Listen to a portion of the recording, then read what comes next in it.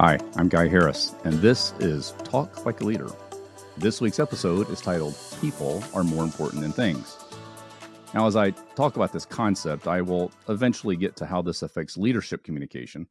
I'll start by sharing some experiences I've had with family dynamics. One involves my pickup, and the other involves a dining table. So the pickup story starts with the idea that from a emotional desire, I have wanted a pickup for a long time. And for years, there was no real reason to get one other than I just wanted it. Well, in recent years, some things have changed. My kids are adults and they have homes of their own. We live within 30 minutes of each other.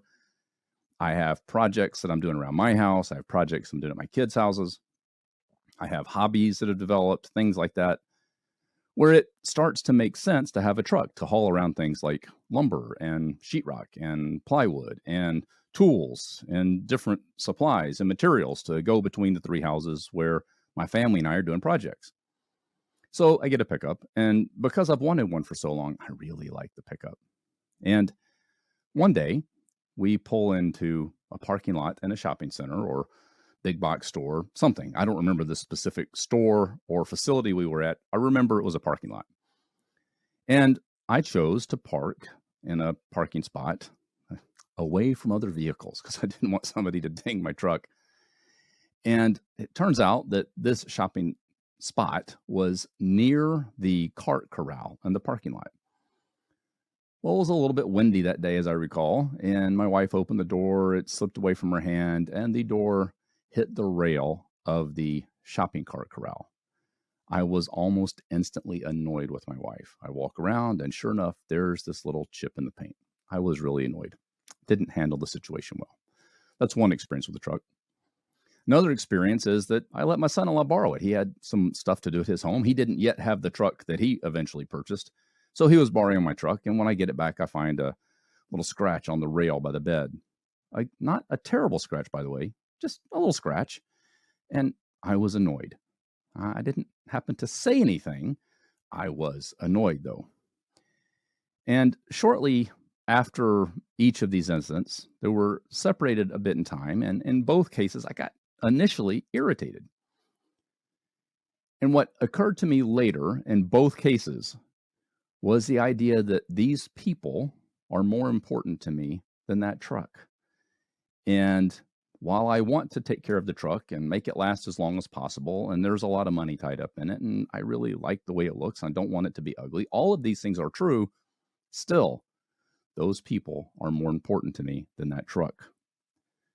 And another incident happened with our dining table. There's a dining table that my wife had wanted for 30 plus years. She had seen it a long time ago, and we didn't really have the situation where it was necessary to get this particular dining table. It's actually kind of shocking to me that it was still on the market 30 years later.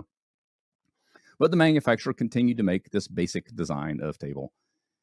And a while back, about a year and a half, we were able to actually acquire this table.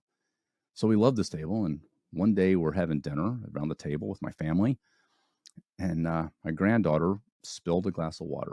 I'm sorry, it was not dinner. It was a game night. So there was no food on the table. There were game pieces. And in the process of playing the game, she bumped the water glass and it spilled water on this table, which should be okay. It's a table, right? There's this one place where there's some laminated wood, and the water, before we could get up, swelled that wood a little bit. Not bad. Didn't make it delaminate. Didn't permanently damage the table.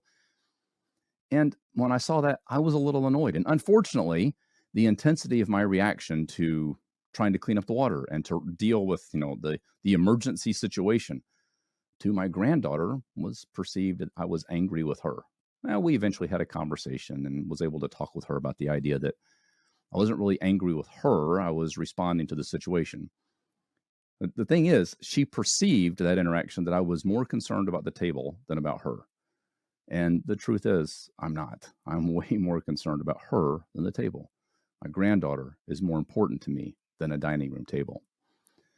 Well, the point behind both of those stories is that our initial reaction can often be very intense when we're talking about things like business results, product quality, project timelines, all these kind of things.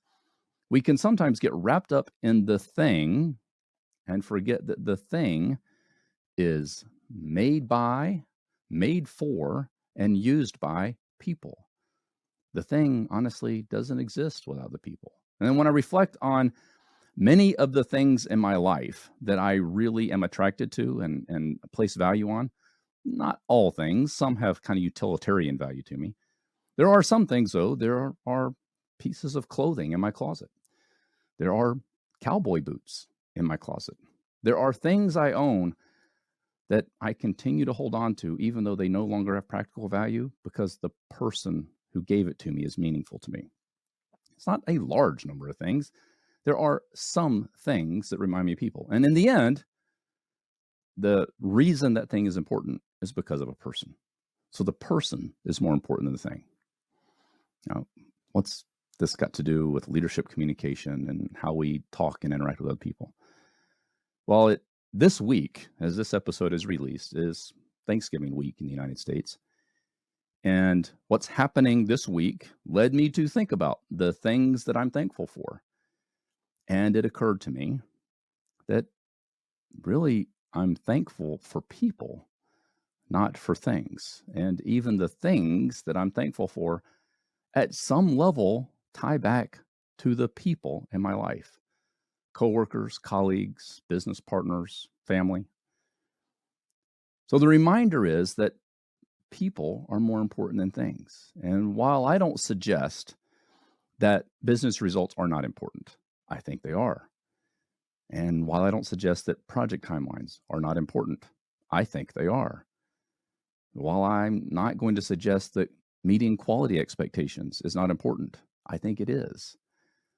I think one of the things we have to remember from a leadership communication standpoint is as we attempt to accomplish results, meet timelines, improve quality, that the ultimate purpose of all those things is to somehow serve people.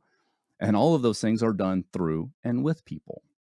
So if we want to have good results and meet timelines and have high quality, we have to work through and with people to achieve those things. And ultimately, those things are done in the service of people. And so back to the idea that I'm not suggesting results and timelines and quality are not important. I think they are. I think it's important to remember that people are more important. And as we communicate, we want to remember that the person with whom we're communicating is more important than the thing about which we're communicating. If we can keep that in mind, make sure our responses fit what we see as the relative importance of things. If you can do that, connect with people, inspire people, engage people in your purpose or your cause, you can talk like a leader.